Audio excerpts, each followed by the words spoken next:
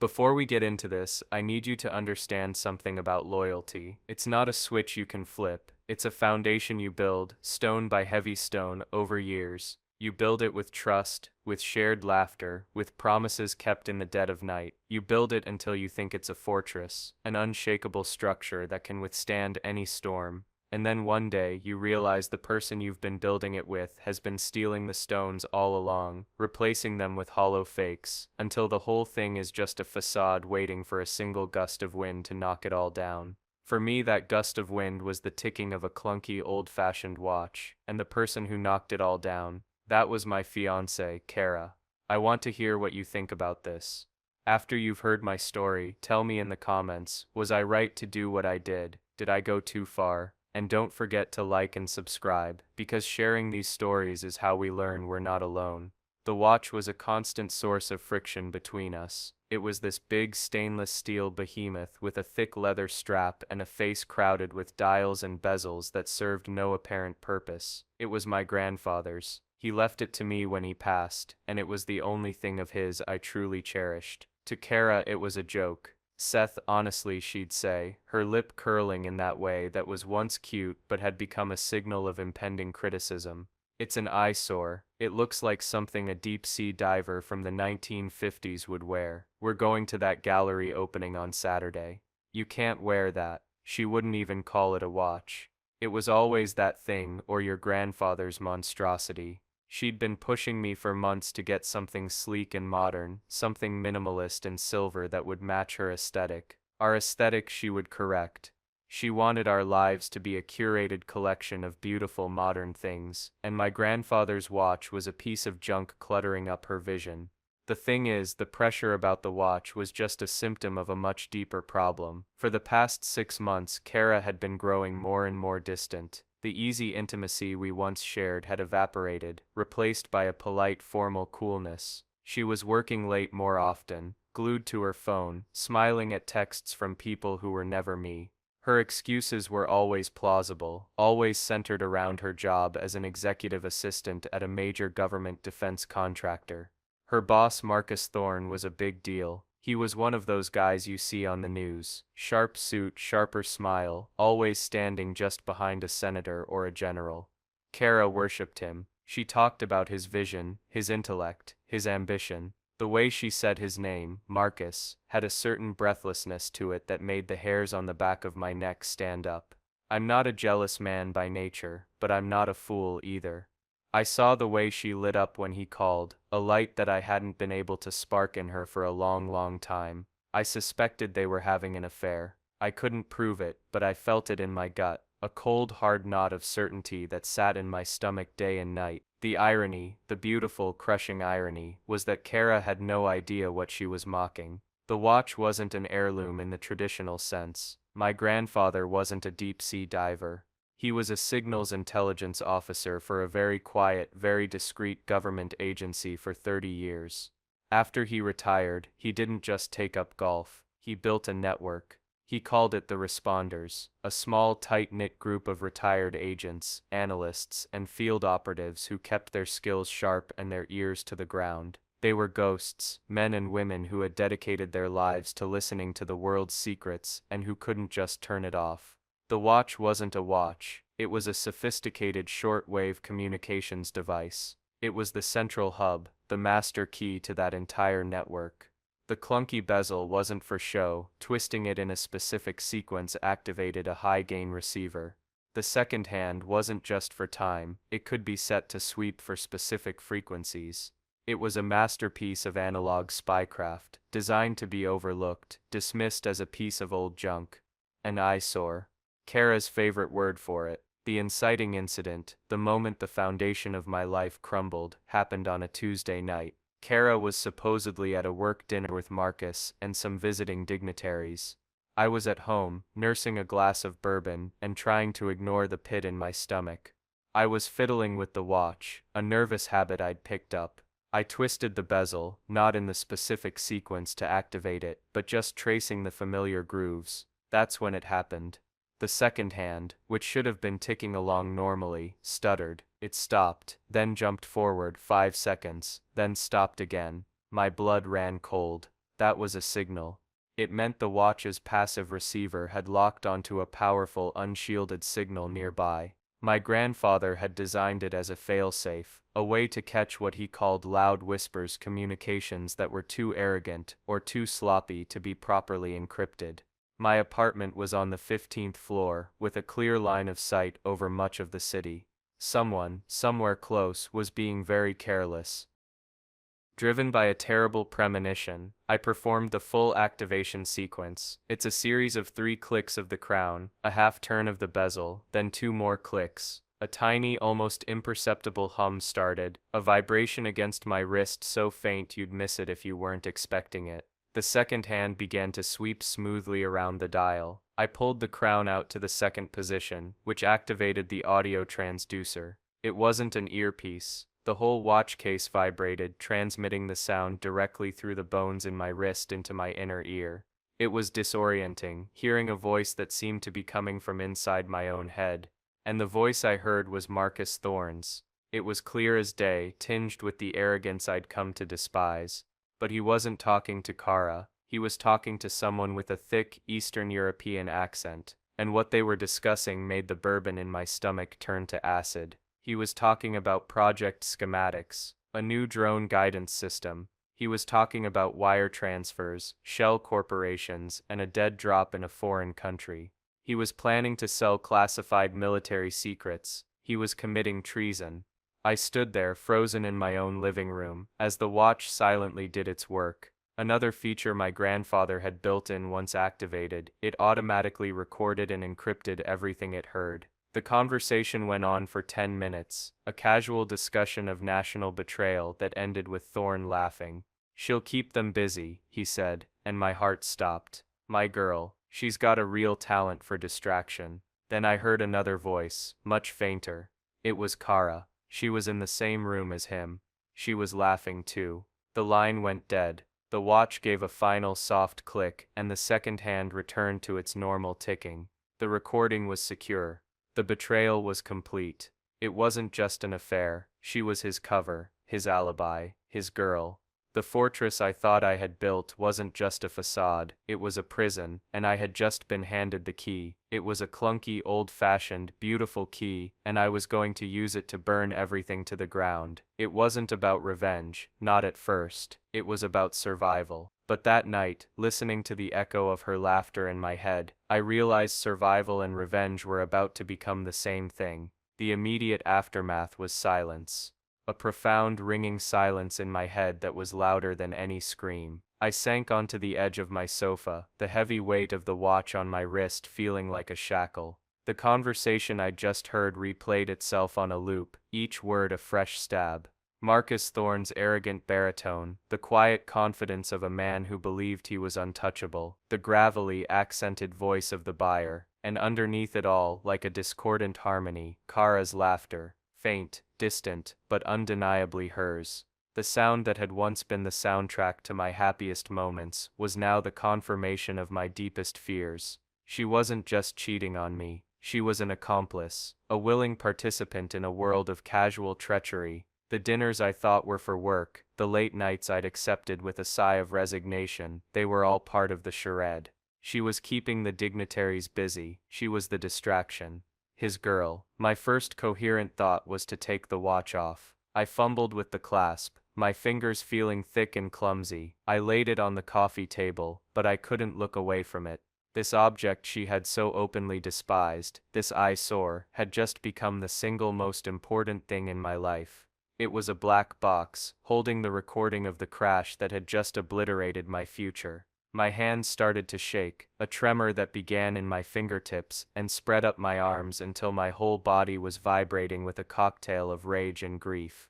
I stood up and walked to the window, looking out at the city lights, wondering which one belonged to the room where my fiancée was laughing with the man she was betraying me, and our country, with I felt a wave of nausea so powerful I had to brace myself against the cool glass. What was I supposed to do?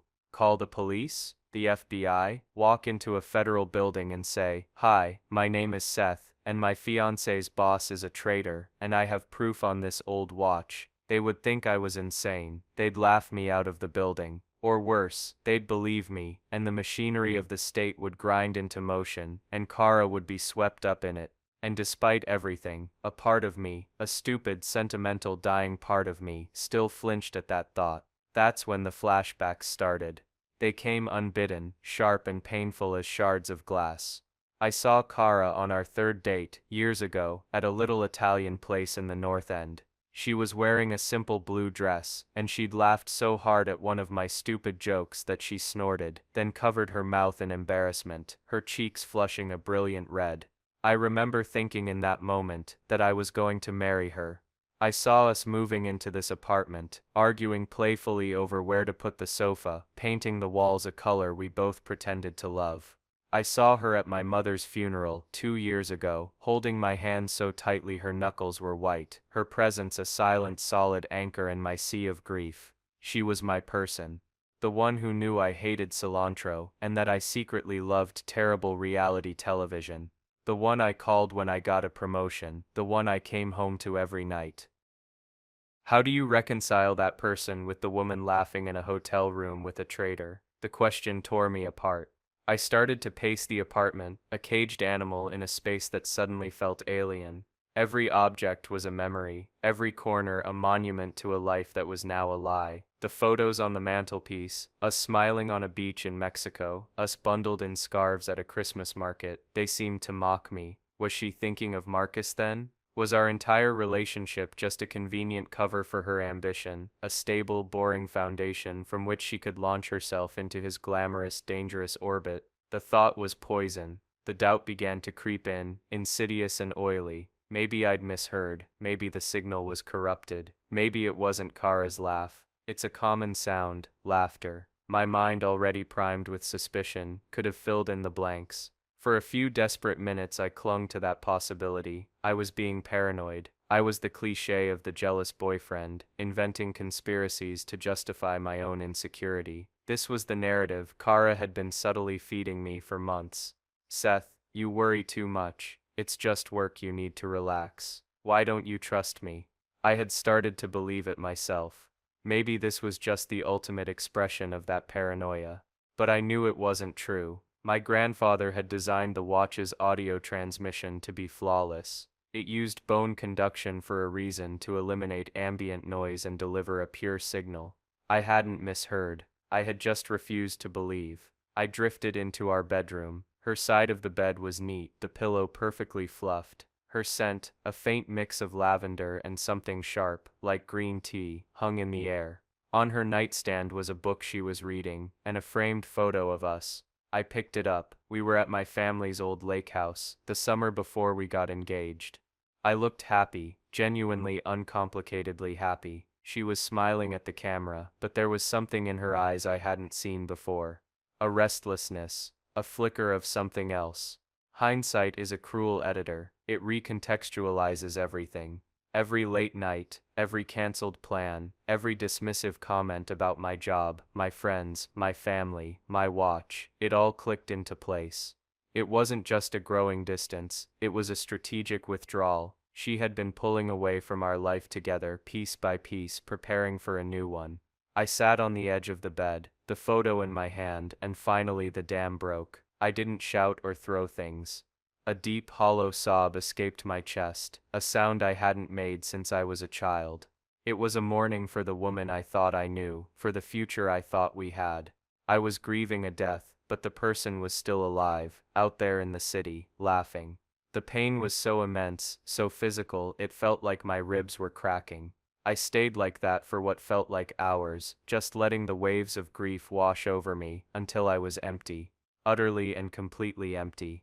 And in that emptiness, something new began to form. It was a cold, hard clarity. The grief was still there, but it was being compressed, packed down by a new, heavier emotion. Resolve. What was I supposed to do? The question came back, but this time the answer was different. Going to the authorities was a blunt instrument. It was messy, unpredictable. Thorne had money and connections. He could muddy the waters, discredit me. And Kara would be collateral damage, a footnote in a national security scandal. Maybe she deserved it. But the thought of her being interrogated, her life ruined by men in suits who didn't care about the nuances of her betrayal, felt wrong. It felt unsatisfying. My grandfather didn't build his network to hand things over to the authorities. He built it for operations that required a scalpel, not a sledgehammer. He built it for situations where the official channels were too slow, too compromised, or too public. I walked back to the coffee table and picked up the watch. I strapped it back on my wrist. The weight felt different now. It wasn't a shackle, it was a weapon. The mockery from Kara, the pitying looks from her sophisticated friends, my own quiet embarrassment at its clunky appearance, all of it had been a perfect camouflage. She had called it an eyesore. But an eyesore is something you pointedly ignore, something you look away from. And in doing so, she had ignored the one thing that could destroy her. The catalyst, the final push from grief to action, came around 2 in the morning. My phone buzzed. It was a text from Kara. Hey, sorry so late. Dinner ran forever. These people love to hear themselves talk. So exhausted. Love you. See you in the morning. The casual, practiced lie of it was breathtaking. The winking emoji, the rote love you. It was an insult. It was a performance for an audience of one, and she didn't even care enough to make it convincing. She thought I was a fool. She thought I was simple, predictable, safe, the stable, boring boyfriend who paid his half of the rent on time and wore his grandfather's ugly watch. I stared at the text, the screen's light illuminating the dead silence of the apartment. And that's when the last of the grief burned away, leaving behind something clean and sharp and diamond hard. It wasn't just about justice for the country. It wasn't just about the affair. It was about the contempt. The utter, soul-crushing contempt she had for me. She hadn't just betrayed me, she had dismissed me. And that was an injury I could not let stand. My grandfather used to have a saying, the best revenge isn't living well, it's making sure the other guy can't. It was a cynical worldview, born from a long career in the shadows. I'd always thought it was too dark, too pessimistic. But sitting there, in the ruins of my life, it sounded like perfect, beautiful logic. My path was clear. I wasn't going to the FBI. I was going to handle this myself. I was going to use my grandfather's legacy to dismantle theirs. I would be the scalpel. I would cut out the rot, and I would make sure they knew that the hand holding the blade was the one wearing the clunky, old-fashioned watch. The charade was over. My own was about to begin. The first step was to understand exactly what I was holding. The watch had recorded the conversation, but my grandfather, a man whose paranoia was matched only by his genius, had built in a multi-layered encryption protocol. The recording wasn't a simple audio file, it was a complex data packet, compressed and fractured and stored in a way that would look like meaningless digital noise to anyone without the key. Getting it off the watch and turning it into something usable was my first priority. And for that, I needed help. I needed an expert. I needed Silas. Silas Croft was the tech guru of my grandfather's network, the Responders. He was a former NSA cryptographer, a man who had been at the forefront of digital warfare before most people even owned a computer. He'd been forced into early retirement in the late 90s after a disagreement with his superiors over ethical boundaries. My grandfather had snapped him up immediately. Silas was the one who had helped my grandfather fuse Cold War analog tech with modern digital capabilities to create the watch in the first place. If anyone could unlock its secrets, it was him. The problem was I hadn't spoken to Silas in 5 years, not since my grandfather's funeral. He lived off-grid, or as close to it as you can get in the 21st century, in a small cluttered bungalow in the foothills of the Blue Ridge Mountains, a 3-hour drive from the city. Finding his contact information was the first test. My grandfather had left me a small, unassuming wooden box filled with what looked like junk, old coins, foreign stamps, a few tarnished medals, but I knew it was a codebook. A specific German Pfennig from 1972 corresponded to Silas. The date was the page number in a book, a first edition of Moby Dick that sat on my shelf, and the mint mark indicated the line and word. It was an old one-time pad system. After 20 minutes of cross-referencing, I had a phone number. I stepped out onto my balcony, the cold night air a shock to my system. I took a deep breath and dialed. It rang 8 times, and I was about to hang up when a gruff, sleepy voice answered. Yeah? Silas? It's Seth, Robert's grandson. There was a long pause on the other end of the line. I could hear the faint crackle of a bad connection. Seth, he finally said, his voice losing some of its edge. It's late. Is everything all right? No. Not really. I need your help. It's about the watch. Another pause, longer this time. Robert told me you'd only call if it was an Omega situation. That was my grandfather's term for a scenario of last resort. I think it qualifies, I said, my voice low. Can I come see you tomorrow? The roads are clear. Bring coffee. The good kind, not that gas station dirt. He hung up. The next morning, I woke up before dawn. Kara's side of the bed was still empty. A quick check of her social media showed a picture posted an hour ago. It was a group shot from the work dinner. She was there, smiling, a glass of champagne in her hand. Marcus Thorne was standing behind her, his hand resting possessively on her shoulder. The caption read, "Incredible night celebrating a new partnership. So proud to be part of this team." The casual audacity of it was fuel. I packed a small bag, grabbed the most expensive coffee beans I could find, and left before she got home. The 3-hour drive was a blur of highway hypnosis and simmering rage. My mind was a whirlwind of planning and what-ifs. Silas lived exactly as I remembered. His house was a fortress of obsolete technology. Old computer towers were stacked like monoliths, tangled nests of cables snaked across the floor, and the air smelled of soldering flux and stale coffee. He himself looked like he'd been cobbled together from spare parts. He was a small, wiry man in his late 60s, with a wild mane of white hair and glasses so thick they made his eyes look like they were floating. He greeted me with a grunt, took the coffee, and led me to his workshop in the back. "All right, kid," he said, gesturing to a steel workbench. "Show me." I took off the watch and placed it on the table. Silas picked it up with a reverence that felt validating. He ran a thumb over the scratched crystal face. "The Sentinel," he murmured. "Haven't held one of these in a decade." Robert made 3. One for him, one for me, and this one, the master unit. He looked at me over the top of his glasses. "You said Omega, so what happened?" I told him everything.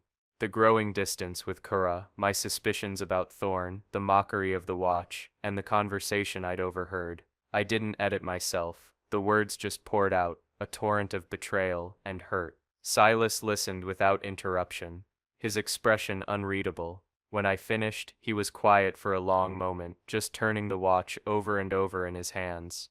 "She called it an eyesore," he finally asked, a flicker of something, amusement, disgust, in his eyes. "Among other things," I confirmed. "Amateurs," he muttered. "Okay, let's see what we've got." What followed was a masterclass in spycraft. Silas produced a custom-built cradle for the watch, a mess of wires and clamps that looked like a piece of dental torture equipment. He connected it to a vintage, air-gapped computer that was running some ancient text-based operating system. "The encryption on this is layered," he explained as his fingers flew across the keyboard, typing in lines of code that made no sense to me. "First layer is a time-locked key based on the watch's internal chronometer. Second is a transposition cipher based on a keyword. And the third is my own special brand of hell. A polymorphic algorithm that changes its own decryption path based on the data it's processing." "What was the keyword?" I asked. Silas stopped typing and looked at me. "Your grandmother's name." A lump formed in my throat. Of course it was. My grandfather, the master of secrets, had hidden the key to his entire operation inside the one thing he held most sacred. It was so perfectly him. It took nearly an hour, but finally a progress bar on the screen filled. Silas grunted in satisfaction. "We're in." He clicked a few more keys and a waveform appeared on the screen. He put on a pair of bulky headphones, listened for a moment, and then passed them to me. I put them on, and there it was. The conversation, crystal clear. Thorne's voice, the buyer's voice, and Cora's laugh. Hearing it again, with the clinical detachment of the recording, was even worse. Silas watched my face as I listened. When it was over, I took the headphones off. "So it's real." Oh, it's real, Silas said grimly. And it's worse than you think. This isn't just about drone schematics. Listen again. He isolated a small section of the conversation where Thorne was rattling off a series of alphanumeric codes. He's not just selling hardware plans. Those codes, that's a list of undercover assets. Human intelligence. He's selling a list of names. People in the field whose lives depend on their cover. The room suddenly felt very cold. This had escalated from treason to a death sentence for unknown soldiers and spies. This was no longer just my personal revenge fantasy. This was real. What do we do? I asked. My voice barely a whisper. Silas leaned back in his chair, rubbing his tired eyes. The official protocol is to pass this to a designated contact at the agency. A man named Coulson. He's one of the few we can still trust. He'll take the file, and the machine will do its work. Thorne will be arrested. It will be clean, quiet, and by the book. He paused. But, that's not what you want, is it, kid? He saw it on my face. The hunger for something more than just anonymous justice. He saw the betrayal I was carrying. It wasn't about revenge, I started to say, the line already forming in my head, until it was. Silas gave a dry, humorless chuckle. Robert used to say the same thing. Look, going to Coulson is the right thing to do. It's also the boring thing to do. Thorne gets a quiet trial, probably cuts a deal, serves a few years in a white-collar prison. The public never hears about it. Your fiancée gets a visit from some stern men in suits, cries, says she was manipulated, and probably gets a slap on the wrist. She walks away. Is that the justice you're looking for? No, I said, the word tasting like iron in my mouth. It's not. This was the first hint of my subplot, the voice of reason who wasn't so reasonable. Silas was supposed to be the cautious old hand, but my story had stirred something in him. He was a man who felt discarded by the very system he'd helped build, and he saw in Marcus Thorne a symbol of the new breed of corrupt connected insiders who operated without fear. My personal vendetta was aligning with his old ideological one. Good, he said, a dangerous glint in his eye. Because doing it the right way is no fun at all. Doing it our way, that requires a plan. For the next several hours, we became a two-man conspiracy. The hidden leverage we had was immense. It wasn't just the recording, it was the list of assets that was the real prize. Silas began to work his magic, cross-referencing the codes Thorne had mentioned with old agency databases he still had access to. It was slow, painstaking work. While he did that, I turned my attention to Kara and Thorne. My grief had been replaced by a cold, calculating focus. I needed to know everything. Their routine, their finances, their secrets. This was no longer a crime of passion, it was becoming a strategic operation. I used my own laptop, routing my connection through a series of proxies Silas set up for me. I started with the basics, social media archaeology. I went back months, years, re-examining photos, check-ins, and tagged posts. I was looking for overlaps, for moments when Kara was supposedly with her family, or on a girls' trip, but Thorne had also been checked in at a hotel in the same city. The patterns began to emerge. A conference in Chicago, a yoga retreats in Arizona, a family emergency in San Diego, all of them coincided with business trips for Thorne. The sheer number of them, the flagrant, long-term nature of the deception, was staggering. Then I went deeper. I still had access to our shared credit card statements online. I'd always just paid my half without looking too closely. Now I examined every line item. I found dozens of charges that didn't make sense. Ubers to and from a luxury condo building across town that wasn't Thorne's known address, a love nest probably. Charges for expensive dinners for two on nights she was supposed to be working late alone. A charge from a high-end lingerie store. The evidence was overwhelming, a mountain of digital receipts for my own humiliation. While I was digging through our financial history, Silas made a breakthrough. Got one, he said, his voice tense. He pointed to a line of code on his screen. This asset code, it's not an agent, it's a project. Project Nightingale. It was a black book operation from the early 2000s, a backdoor into the SWIFT international banking system. The agency uses it to track terrorist financing. It was supposed to have been decommissioned, but the code is still active. If Thorn is selling this, he's not just selling secrets, he's selling the keys to the entire global financial system. This was the hidden leverage, far beyond what I could have imagined. This was a weapon of mass economic destruction. Selling drone schematics was treason. Selling agents' names was murder. Selling Project Nightingale was unthinkable. It could destabilize economies, start wars. So this is what we do, Silas said, his voice low and intense. He began to outline a plan, not for justice, but for total annihilation. It was a three-pronged attack. First, we would use the financial information I'd found to create chaos. Second, we would use the information about the drone schematics to destroy Thorn's professional reputation. And third, the master stroke, we would use the knowledge of Project Nightingale as the ultimate checkmate. We wouldn't go to the authorities. We would become the authority. We would use the network my grandfather built, not just to expose them, but to dismantle their lives from the inside out, silently and completely. I looked at Silas, this old ghost surrounded by his humming machines, and I saw a reflection of my grandfather's ruthless pragmatism. The plan was terrifying. It was dangerous. It was almost certainly illegal. It went against every moral fiber I thought I had, and I agreed to it without a moment's hesitation. The man who had driven up here this morning, broken and grieving, was gone. In his place was someone else, someone colder and more focused. Kara had mocked my past, symbolized by the watch. Now I would use that past to erase her future.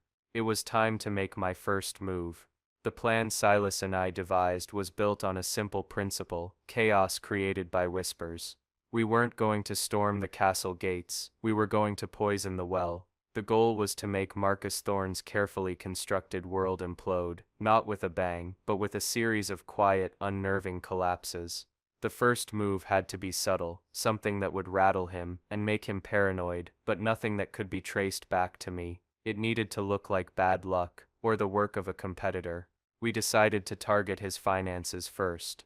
Men like Thorne, who swim in the murky waters of government contracts, live and die by their reputation and their credit. Even a hint of financial instability can be a death sentence.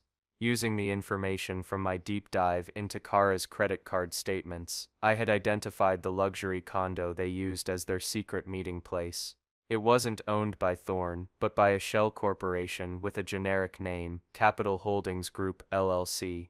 A little more digging through public records, a skill Silas taught me with unnerving speed, revealed that this LLC was the linchpin for a dozen of Thorne's other side ventures. It was his personal slush fund, disguised as a legitimate real estate entity. Our first move was laughably simple. Silas, using his old-school hacking skills, found a minor vulnerability in the county's online property tax portal. It wasn't a hack really, more of an exploit. He was able to flag the LLC's account for an automated administrative review. It was the digital equivalent of putting a small sticky note on a file that says, "Hey, maybe look at this." That was it. No alarms, no flashing red lights, just a tiny bureaucratic tripwire.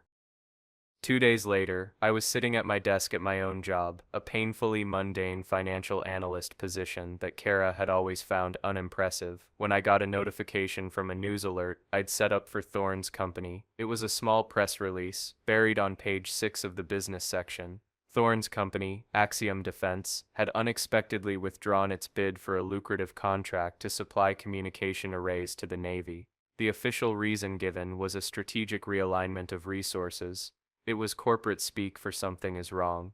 I knew, with a surge of cold satisfaction, that our little tripwire had worked. The administrative review on his shell company must have frozen some of its assets, just for a few days, but it was long enough to disrupt the capital flow he needed to secure the performance bond for the Navy contract.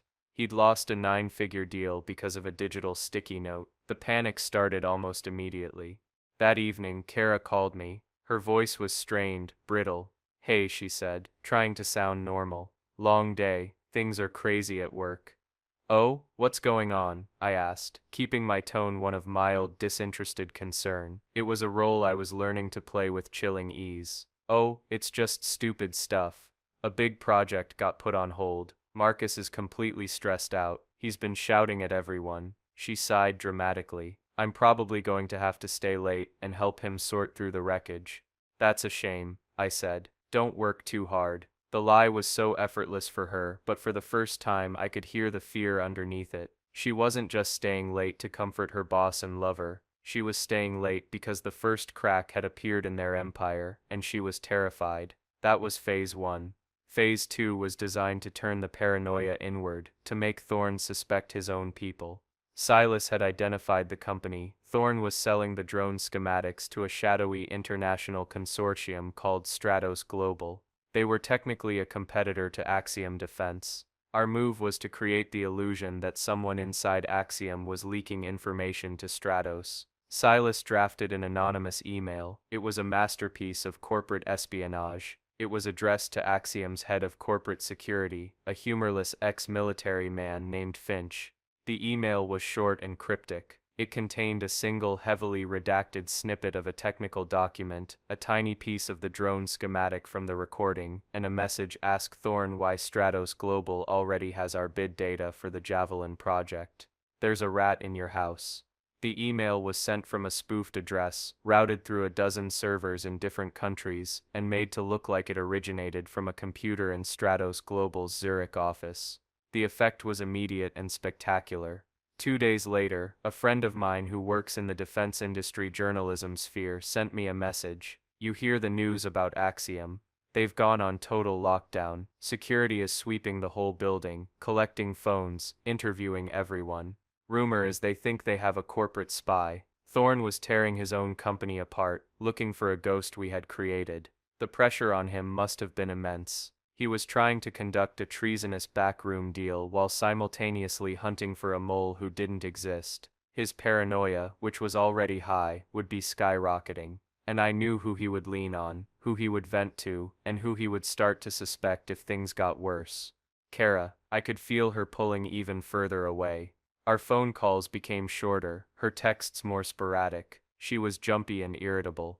One night she came back to the apartment to pick up some more of her things. She'd been staying at her friend's place more and more, and she was a nervous wreck. You seem stressed, I observed calmly, watching her throw clothes into a suitcase. She shot me a sharp, defensive look. It's work, Seth. It's a pressure cooker right now. You wouldn't understand. That phrase, you wouldn't understand, was her favorite way of dismissing me and my life. My boring, stable, predictable life. Try me, I said. She hesitated, chewing on her lip.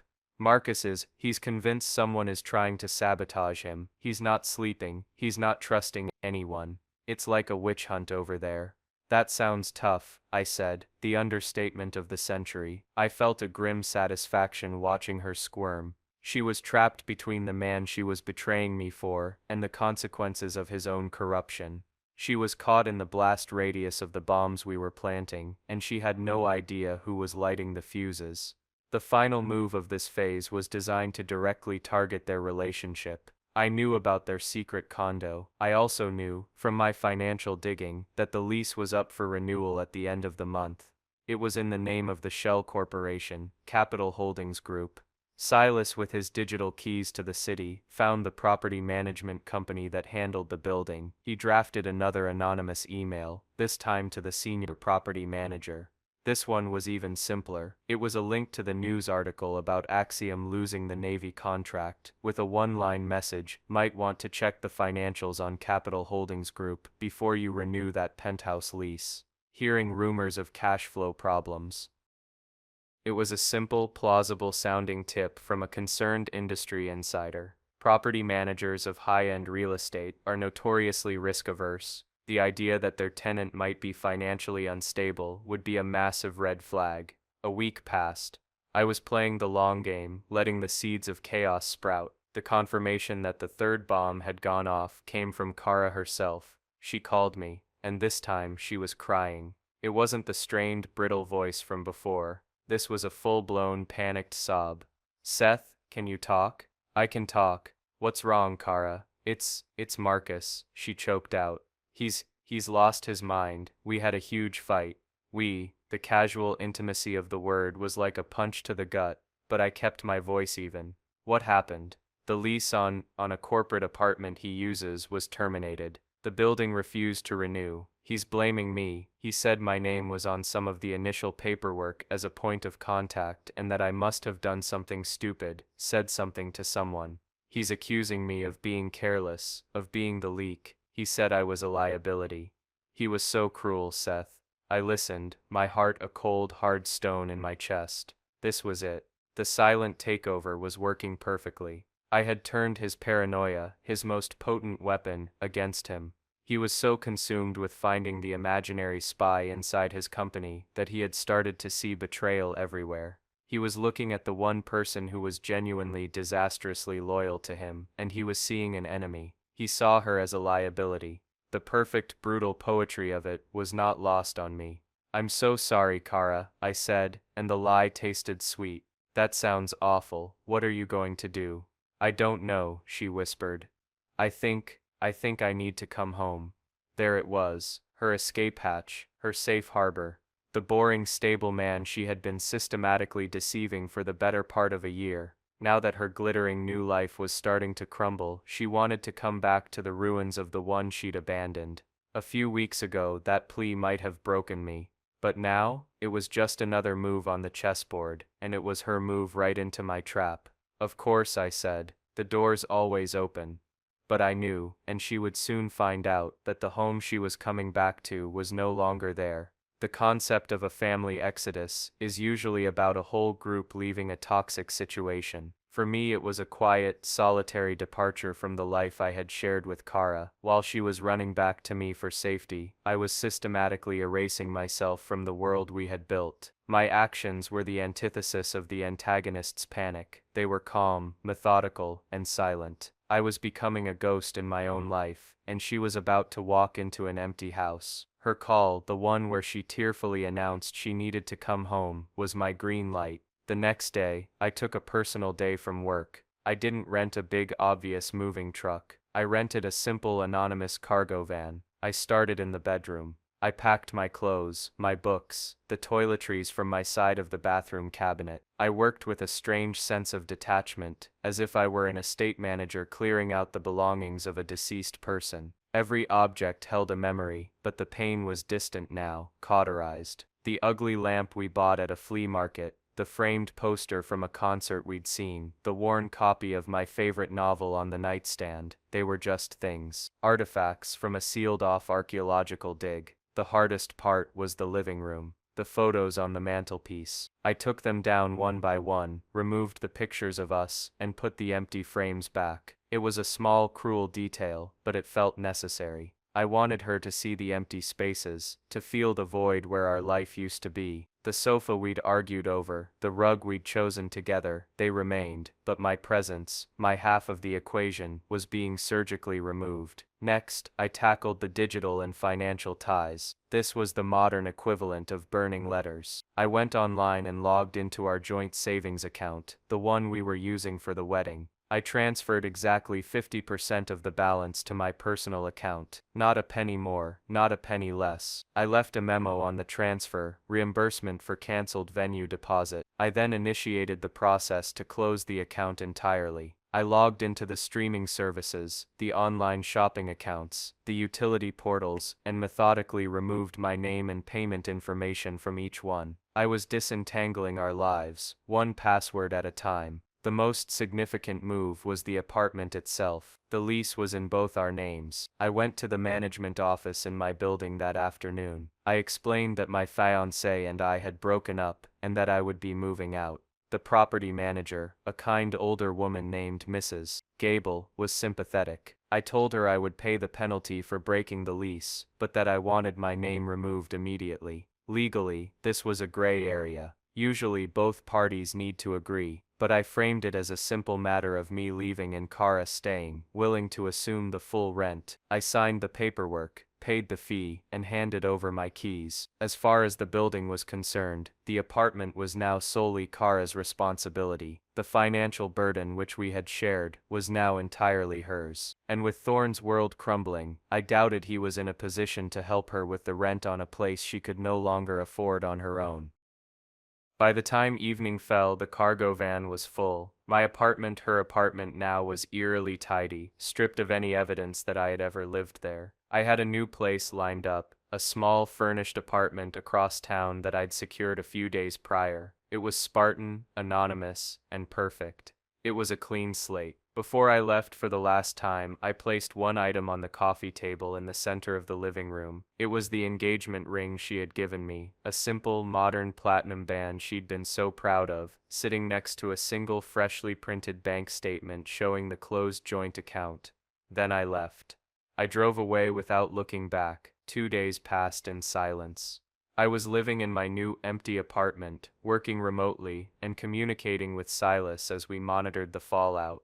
Thorne's company was in freefall. The internal investigation had gutted morale, and rumors of his financial instability were now spreading like wildfire through the tight-knit defense community.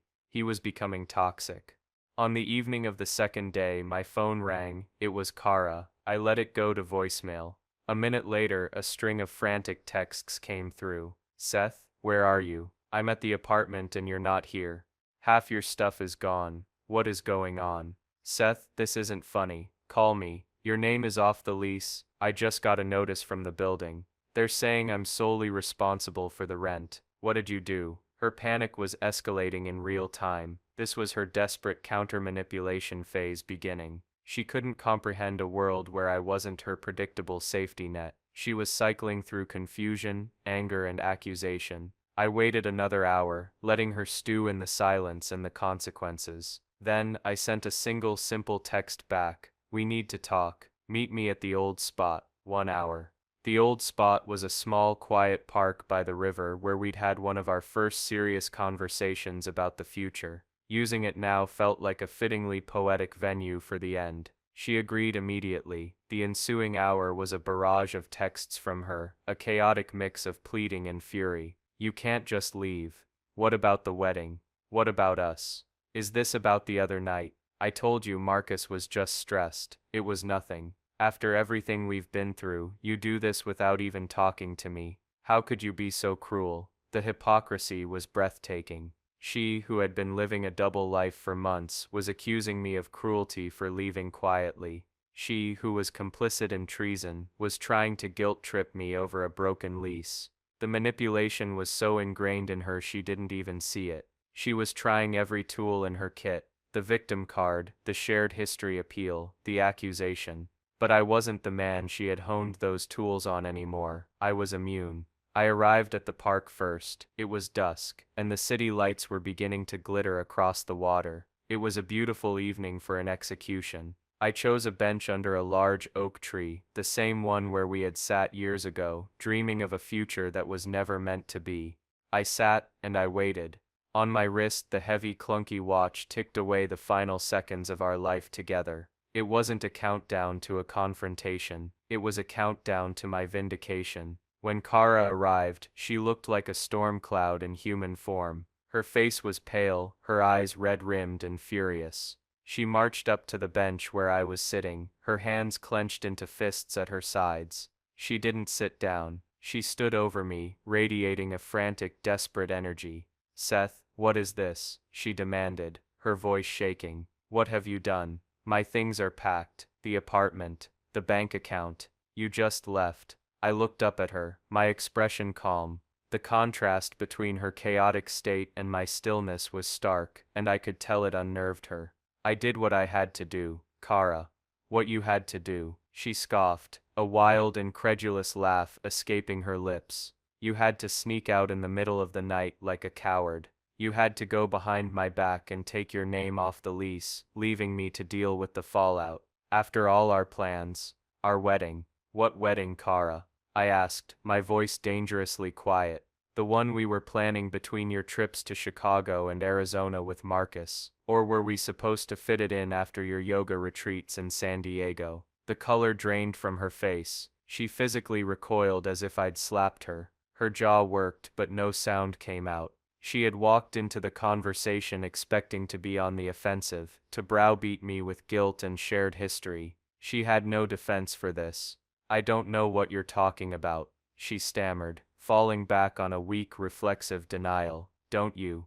I stood up, so we were face to face. Don't lie to me, Kara. Not anymore. The lies are over. I held up my phone and showed her a photo I'd prepared. It was a screenshot of a hotel receipt from a boutique hotel in Arizona, paid for by Thorne's corporate card, for a suite with one king-sized bed.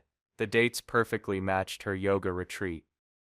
She stared at the screen, her bravado crumbling into dust. How did you get that? She whispered, her eyes wide with a new kind of fear, the fear of the unknown. That's not the right question, I said, putting my phone away. The right question is, what else do I know? Suddenly, another car pulled into the parking lot, its headlights cutting through the twilight. The door opened, and Marcus Thorne got out. He looked even worse than Kara had described. His expensive suit was rumpled, his face was gaunt, and his eyes were darting around nervously, like a cornered animal. He strode towards us, his focus entirely on Kara. "What the hell is this?" he snarled, grabbing her by the arm. "I told you not to contact me on your personal phone. I find you here with him." He shot me a look of pure, unadulterated contempt. "You're the leak. It has to be you. You've been talking to him, telling him things." Kara wrenched her arm away, her face a mask of terror and confusion. "No, Marcus, I swear I haven't said anything. I don't know what's happening." "Oh, I think I can clear things up," I said, stepping between them. Thorne finally turned his full venomous attention to me. "You, the boring boyfriend with the junk on his wrist. What could you possibly know about anything?" He sneered, gesturing dismissively at the watch. "Stay out of things that don't concern you." "But that's the thing, Marcus," I said, a slow, cold smile spreading across my face. "It's funny you should mention the watch." I held up my wrist. The watch, in the dim light of the park, looked harmless. An antique, an eyesore. Kara here, she's always hated it. She thinks it's clunky, old-fashioned, a useless piece of metal. "It is," Kara whispered, her voice trembling. "But what she doesn't know," I continued, my voice dropping, "is that it has excellent reception, especially for sloppy, unencrypted, shortwave signals, the kind a man might use from his penthouse office when he thinks no one is listening." Thorne's sneer vanished. A flicker of genuine alarm crossed his face. "What are you talking about?" "I'm talking about a conversation you had about 2 weeks ago, with a man who had a rather distinct Eastern European accent. You were discussing a project, a new drone guidance system. You were talking about wire transfers. You were talking about selling classified information." The silence that followed was absolute. Kara looked from me to Thorne, her mouth agape. Thorne's face had become a waxy, gray mask of horror. He was looking at the watch on my wrist, not as a piece of junk, but as if it were a live grenade. "And you know what the best part is," I said, savoring the moment. "It records." I reached into my pocket and pulled out a small digital audio player Silas had given me. I pressed play, and in the quiet of the park, Marcus Thorne's voice filled the air, clear as a bell, negotiating the terms of his treason. We all stood there, frozen, as the recording played, the discussion of schematics, the talk of shell corporations, and then the damning line, "She'll keep them busy. My girl, she's got a real talent for distraction," followed by Kara's faint, unmistakable laughter. Kara let out a sound, a choked, strangled sob, and stumbled backwards, staring at Thorne as if seeing him for the first time. He didn't even look at her. His eyes were locked on me, filled with a mixture of disbelief and pure primal fear. I stopped the recording. "It gets better," I said, conversationally. "You also mentioned a list of alphanumeric codes, assets. At first I thought they were agents in the field. That's bad enough. But one of them was for something called Project Nightingale, an old NSA backdoor into the SWIFT system. Selling that, well, that's not just treason, that's a declaration of economic war. I can't even imagine what the sentence for that would be. Can you?" Thorne was speechless. He was a man who had built his entire life on power, on control, on words, and I had taken all of them away from him. "You can't prove anything," he finally managed to say, his voice a hoarse croak. "That recording could be faked." "It could be," I agreed. "But the full, unencrypted file has already been sent to a man named Coulson at the agency, a friend of my grandfather's. He's very interested to hear your explanation. In fact, I imagine his colleagues are already on their way to your office and your home. They're probably a little upset that you were planning to sell out their entire financial tracking system." At the mention of Coulson's name, a name only a true insider would know. The last bit of fight went out of Thorn. He understood. He was finished. It wasn't a bluff. He turned to Kara, his face twisted with rage. "You," he spat.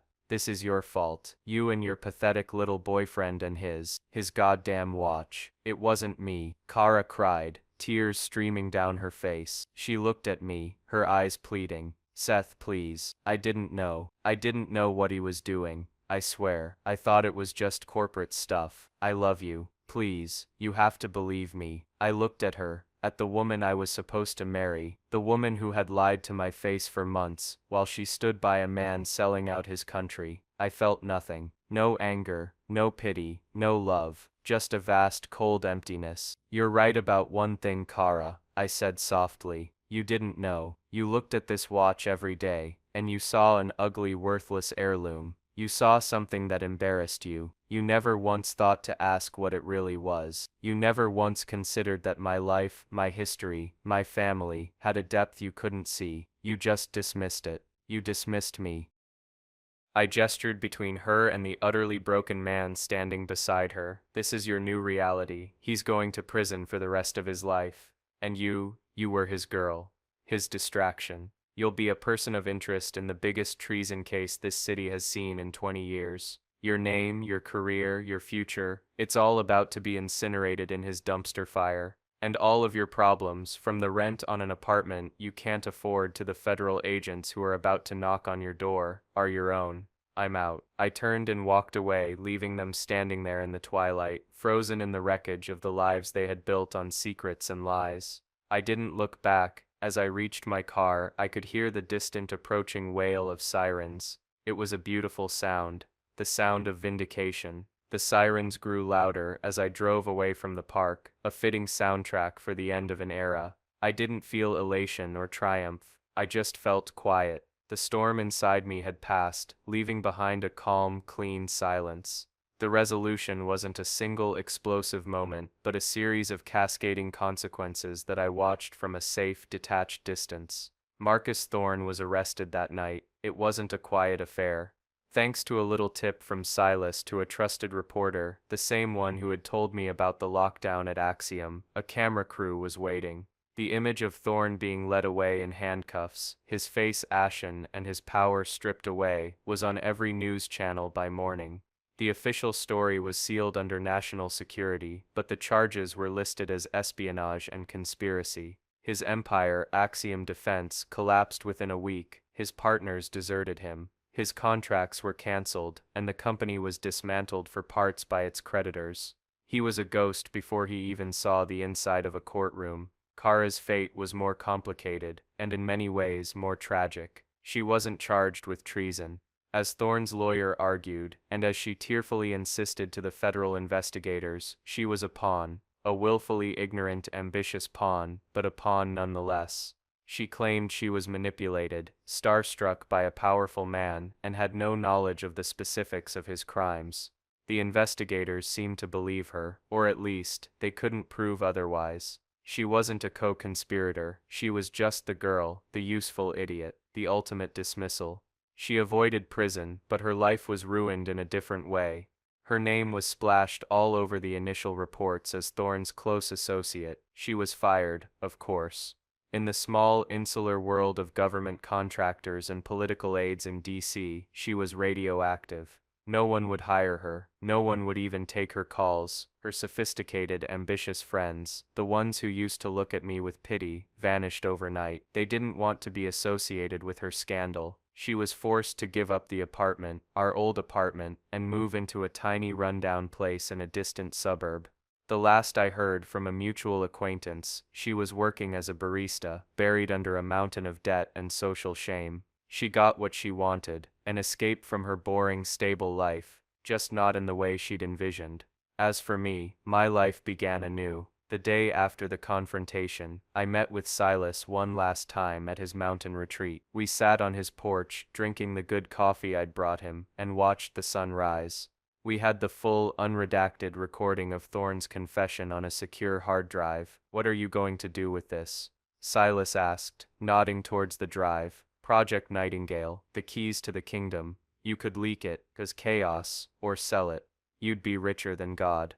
I thought about it for a moment. I thought about the power it represented, the temptation, but I looked at the watch on my wrist. It was a tool my grandfather had built, a legacy of a lifetime spent in the shadows protecting his country, not destroying it. No, I said. We're going to do what he would have done. We wiped the drive. We erased every trace of Project Nightingale from our possession. The secret was safe. The power was neutralized. My revenge was personal. It was never about burning down the world. It was about saving my own. The responders network is quiet now. My grandfather's legacy is secure. The watch is back to being just a watch, a clunky, old-fashioned timepiece that sits on my dresser. I don't wear it anymore. I don't need to. Its purpose has been served. It was a bridge from my past to my future, and I've crossed it. My life is simple now. I quit my mundane analyst job. Using the money I had saved and a small, forgotten investment fund my grandfather had set up for me, another secret I discovered in his old papers. I started my own small consulting firm. I help small businesses navigate complex financial systems. It's quiet work, satisfying work. It's real. My new apartment is still Spartan, but it's mine. It's filled with my things, my choices. It's a foundation I'm building stone by myself, and for myself. And this time I'm making sure the stones are solid. It's strange to look back. The betrayal almost broke me. The pain was real, and the scar will always be there. But in a way, Kara's contempt was a gift. It forced me to see the truth, not just about her, but about myself. I had been living a life that was half mine, half what I thought she wanted. Her betrayal forced me to choose a side, and I chose my own. It wasn't about revenge in the end. It was about reclamation. I reclaimed my life, my self-respect, and my future from the people who thought I was an afterthought. She saw an eyesore on my wrist. I saw a legacy, and in the end, legacy is all that lasts. So now I'm asking you, when you're pushed to the brink, when your trust is shattered and the life you built turns out to be a lie, what do you do? Do you walk away quietly? Do you hand the keys to someone else and hope for justice? Or do you pick up the tools you've been given, no matter how old-fashioned they might seem, and dismantle the whole rotten structure yourself? Let me know your thoughts in the comments below. I read every one. And if you've ever felt overlooked or underestimated, and found a strength you never knew you had, hit that like button and subscribe for more stories. You are not alone.